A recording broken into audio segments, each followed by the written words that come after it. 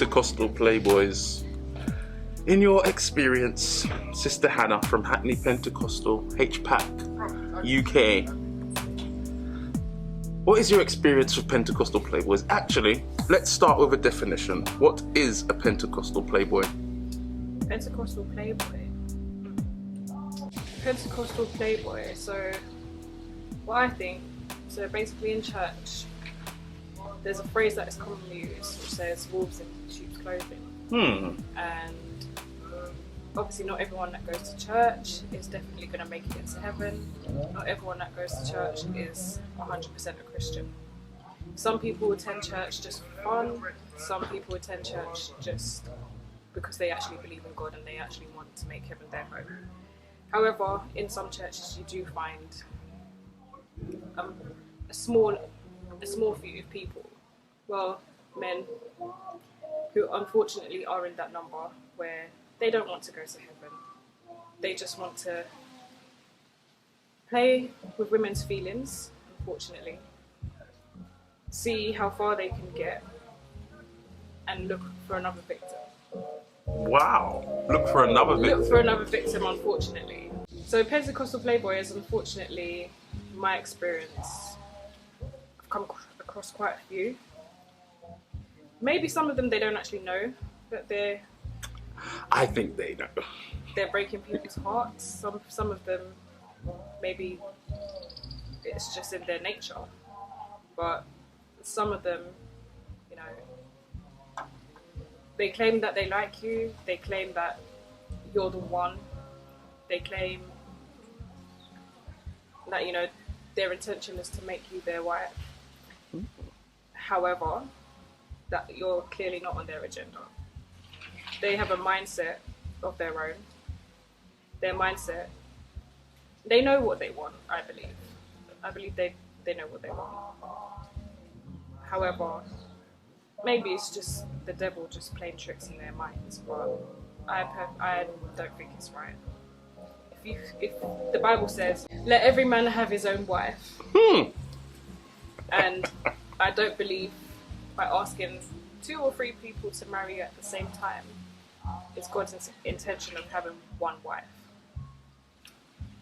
Unfortunately, in the church, you will find, as I mentioned before, that small majority of men who want to just try other women. Oh, they want to test. Yeah, they want to get a flavour to see if this is the woman of their choice. So, in your experience, give us a story that has happened to you, so then other girls might be able to see the telltale signs. You've mentioned some of them already, but give us one of your own stories. Fortunately, I became a victim of a Pentecostal Playboy. I was unaware at the time.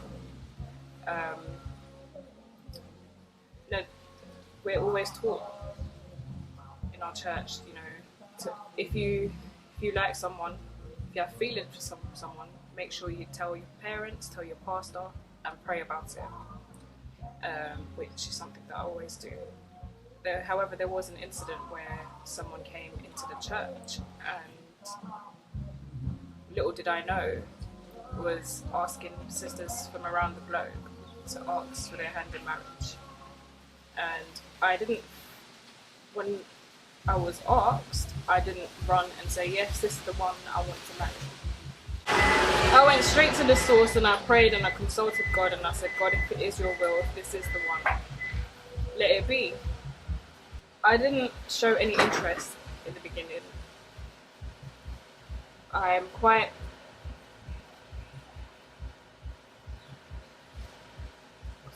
reserved.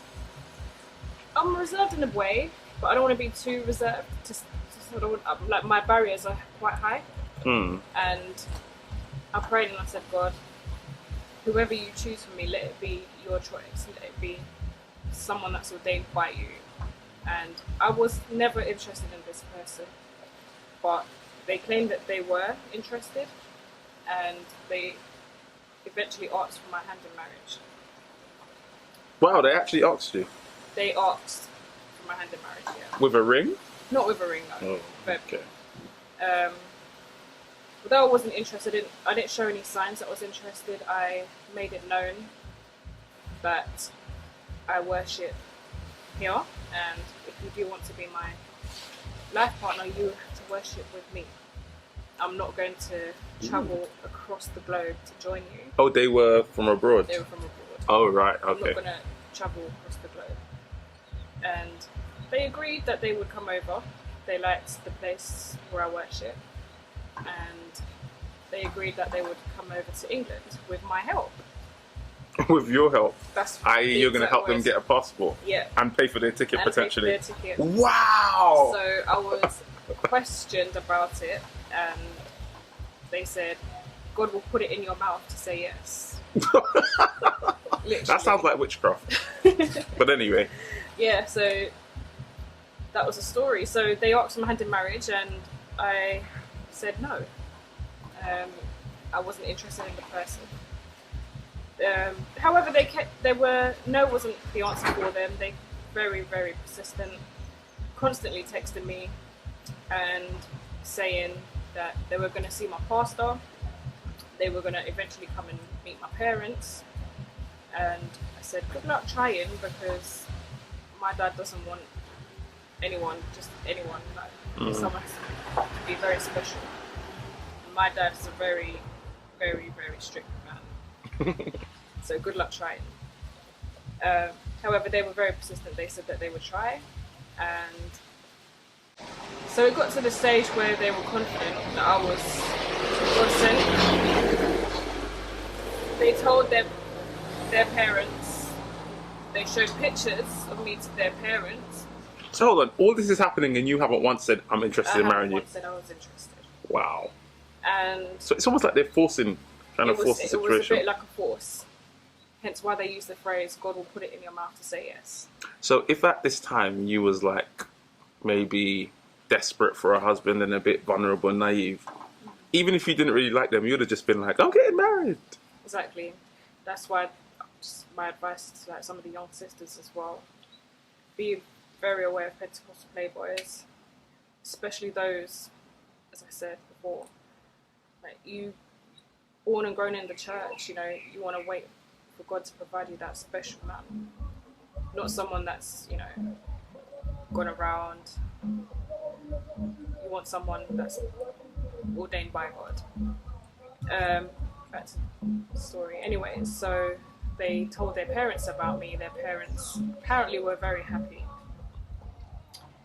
And it got to the stage where I heard from another source that he had asked another sister from another church to marry them. And I was like, okay. I never showed any interest, as I mentioned before. I was not interested in this person, but I found out that they had asked someone else, and I went back to them and I said, oh, is this true? They said, he doesn't know what I'm talking about. Little did I know, he had asked women from across the world, across the globe, from Jamaica, from USA, to marry them at the same time. Wow. And apparently they were asking women from across the globe to marry them. And it appeared that I was just one of the victims. And looking back at it, if I hadn't prayed and if I hadn't consulted God about it, I believe that I could have just gone with the flow. And then again, I could have been that woman to look so silly. So if I hadn't prayed, if I hadn't consulted God, if I hadn't fasted and asked God to open up my eyes and open up my understanding, show me signs if this person is meant to be or not, then I could have just gone with the flow. So how did this make you feel? It made me feel quite sad, to be honest, quite upset, because I know that someone somewhere, another sister somewhere, has been born in the church. Once they reach a certain age, they want to get married, want to start a family of their own. And there are men out there like that. And it's for us to be mindful and to be able to detect.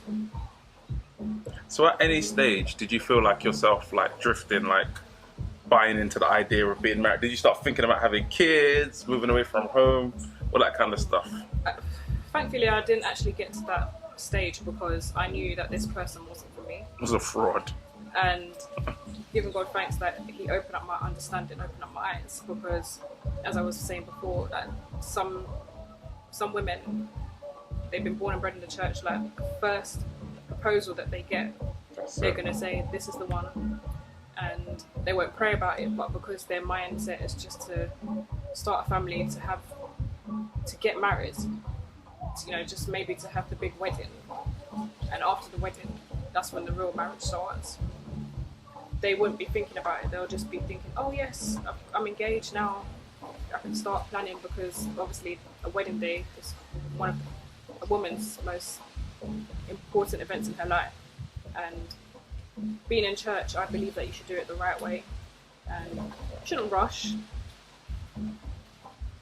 I mean, God has someone for everyone, and I believe that just be mindful of the people that come in. Was this the first time this happened to you? Yeah. Has it happened to you since? No. Have do you have friends who you know it's happened to? I know, yeah. How many would you say roughly? Quite a few. So this is a common occurrence. It's common. Very common in the church. Interesting. So, to wrap it up, what would your final summary be to a young girl who's at the marriage age, maybe even not at the marriage age, because you never know, some of these guys are really disgusting, and some guy comes along, he's actually attractive, they actually like him, but they see all these telltale signs. What should they do? Firstly, I believe that you should pray about it. Prayer is the most important thing in your Christian life. Fasting also. And just consecrating your life to God and saying, God, is this the person for me? I've heard this saying before, that there was a man, a sister who liked this brother, and she said she prayed about it, and God told her to ask the man for her hand in marriage. God told her to ask the man? God told her to ask the man, that's what she said. So she went and she asked the man, well, she said to the man, God said that you are my husband. And then the man turned around and said to her, did God show you my wife and my children too? So I believe that you should be very careful. Pray to God for understanding, pray to God for wisdom, because marriage is that final step in your life, and you want to make sure that the person that you spend the rest of your life with is ordained by God. Obviously, there's going to be trials, there's going to be tribulations. Every marriage has its ups and downs. Obviously, I'm not married, but from what I can see, there are some marriages that were ordained by God, and the love and the relationship is still growing. So I believe that once God is in the marriage, everything will be okay. Do you think they should seek counsel as well? Because the Bible says in the multitude of counsel there's safety. So do you think, as well as praying, because sometimes, like you said, the woman said that God told her. So sometimes when people, my dad says, falling in love turns you stupid. So if the person thinks they're in love with this person, should they also seek counsel from respected elders so that they can get another opinion, just in case their mind's not clouded and, 100%. There's always someone that you can talk to in your church, whether it be the pastor, or one of the ministers, or even someone that's been married for a number of years, that, someone that you can consult. I mean, you don't want to be talking to everyone, but just find someone that's trustworthy, maybe someone that's been married for a long time and has got experience, and they'll be able to consult you and give you advice on what you should go, what path you should take, there's always people that's interceding in prayer for you. The song says, somebody's praying for me, had me on their mind. There's always someone out there praying for you, and if it is God's will for you to get married, God will always provide someone, and He'll provide the best person for you. You don't have to rush as soon as someone comes in and say, yes, this person's attractive, he's my husband. Just pray about it. If it is God's will, God will always make a way. If you need help, if you need guidance, always talk to someone, I believe. So whether it be your pastor or someone in the church who's been married for a long period of time, seek them for advice. Okay. Thank you very much, Hannah,